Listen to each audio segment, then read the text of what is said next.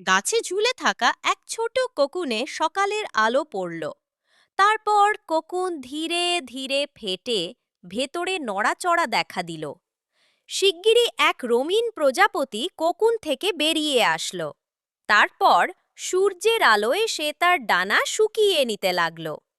এরপর প্রজাপতি প্রথমবার ডানা না মেলে উড়তে লাগলো আকাশে। সে গাছপালা আর ফুলের মাঝ দিয়ে আনন্দের সাথে ভেসে বেড়াচ্ছিল। তারপর সে ফুলে বসে মধু সংগ্রহ করতে লাগলো।